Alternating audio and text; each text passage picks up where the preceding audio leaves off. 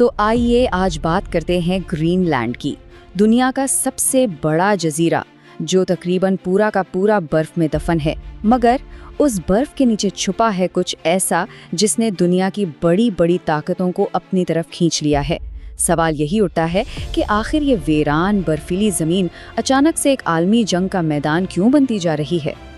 तो इस पूरे आलमी दौड़ की चिंगारी भड़की साबिक अमरीकी सदर डोनाल्ड ट्रंप के इस हैरान कुन बयान से। उनके अल्फाज ने न सिर्फ ग्रीनलैंड को फौरन आलमी सुर्खियों में ला खड़ा किया, बल्कि एक ऐसी गेम शुरू कर दी जहां दांव पर बहुत कुछ लगा हुआ है। तो सवाल वही है, आखिर बर्फ का ये इतना बड़ा तूदा सुपर पावर्स के लिए इतना जरूरी क्यों हो गया है। चलें इस मुआम्मे की परतें खोलते हैं और देखते हैं कि इसके पीछे असल कहानी क्या है। तो सबसे पहले कहानी को बिल्कुल शुरू से देखते हैं।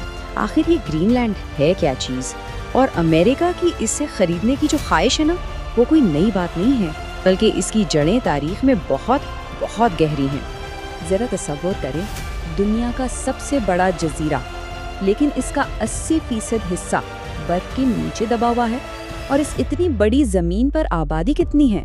सिर्फ 57,000, मतलब किसी छोटे से शहर जितनी।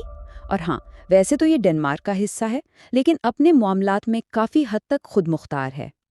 इस मुआम्मे की पहली और सबसे पुरानी वजह इसकी फौजी अहमियत है। जी हाँ, ग्रीनलैंड हमेशा से एक स्ट्रेटेजिक किला रहा है। अमेरिका की ग्रीनलैंड पर नज़र कोई आज की नहीं है। ये कहानी शुरू होती है 1867 से, जब उन्होंने अलास्का खरीदा था। फिर 1910 में दोबारा कोशिश हुई, और आप यकीन नहीं करेंगे, 1946 में तो सदर ट्रूमैन ने $100 मिलियन सोने की पेशकश तक कर डाली थी। ये एक पुराना जुनून है। इसकी फौजी अहमियत की सबसे बड़ी वजह है इसका महल्ले वकू। ज़रा नक्शे पर देखें तो ग्रीनलैंड रूस और शुमाली अमेरिका के ठीक बीच में है। ये इसे मिसाइलों की निगरानी के लिए एक बेहतरीन जगह बनाता है। यहाँ मौजूद अमेरिकी थूल एयरबेस का रडार इतना ताकतवर है कि रूस से आने वाले किसी भी मिसाइल का फौरन पता लगा सकता है। लेकिन आप सोच रहे होंगे, अगर अमेरिका का वहाँ पहले से ही फौजी अड्डा मौजूद है तो फिर नया खतरा क्या है? अच्छा सवाल है, और यही सवाल हमें कहानी के अगले और ज्यादा दिलचस्प हिस्से की तरफ ले जाता है। फौजी अहमियत तो सिर्फ कहानी का एक हिस्सा है, असल खेल तो अब शुरू हुआ है। और इसकी वजह है वो खजाना जो इस बर्फ के नीचे छुपा है, यानी कुदरती वसाइल का एक बहुत बहुत बड़ा जखीरा। और ये कोई आम मादनियात नहीं है, ये मुस्तकबिल की टेक्नोलॉजी की बुनियाद है। न्यूडीमियम जो इलेक्ट्रिक कारों को चलाता है, गैलियम जो AI चिप्स को ताकत देता है, यहाँ तक कि यूरेनियम भी। और ये तो सिर्फ शुरुआत है। अंदाज़ा है कि यहाँ 31 अरब बैरल तेल भी मौजूद है। ये वाकई एक पोशीदा खजाना है। और यहाँ आता है कहानी में असल ट्विस्ट। इस वक्त इन कीमती मादनियात की 90% सप्लाई पर सिर्फ एक मुल्क का कंट्रोल है, चाइना। अब समझ में आया कि अमेरिका और यूरोप इतनी बेचैनी से ग्रीनलैंड की तरफ क्यों देख रहे हैं। ये चीन की इजारादारी को तोड़ने का एक सुनहरी मौका है। तो अब इस मुआम्मे के आखिरी और शायद सबसे अहम टुकड़े से पर्दा उठाते हैं, यानी मौसमियाती तब्दीली की वजह से नए तिजारती रास्तों का उभरना। देखिए, मौसमियाती तब्दीली एक तबाही है, लेकिन इसी तबाही में से एक नया और हैरानकुन मौका पैदा हो रहा है। आर्कटिक के बर्फ पिघलने से सदियों से बंद एक समंदरी रास्ता खुल रहा है, नॉर्थ वेस्ट पैसेज, और ये आलमी तिजारत का पूरा नक्शा बदल कर रख सकता है। फर्क जरा खुद देख लें। एक जहाज को चीन से लंदन जाना है, पुराने रास्ते यानी स्विस कनाल से ये एक लंबा और महंगा सफ़र है। लेकिन इस नए आर्कटिक रास्ते से सफ़र 9,000 किलोमीटर छोटा हो जाता है।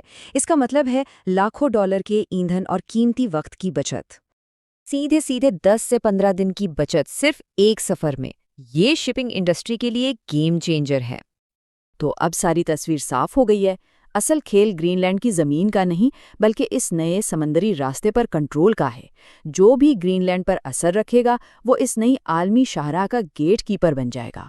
और इसीलिए इस दौड़ में सिर्फ अमेरिका ही नहीं, बल्कि चीन अपने पोलर सिल्क रोड मंसूबे के साथ और रूस भी पूरी तरह शामिल हैं। तो ये सब कुछ हमें कहाँ ले जाता है? इस खेल के नताइज सिर्फ ग्रीनलैंड तक महदूद नहीं रहेंगे, बल्कि इनका असर पूरी दुनिया पर पड़ेगा। अगर अमेरिका का कंट्रोल बढ़ता है تو اس کے نتائج بہت دور تک جائیں گے۔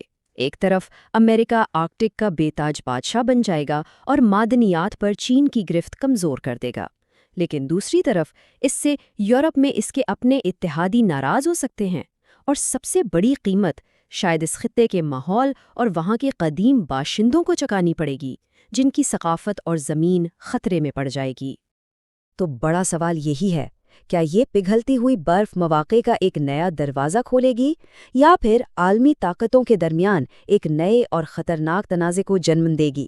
گرین لینڈ کا مستقبل جو بھی ہو، یہ طے ہے کہ اس کا اثر آنے والی صدی پر پوری دنیا محسوس کرے گی۔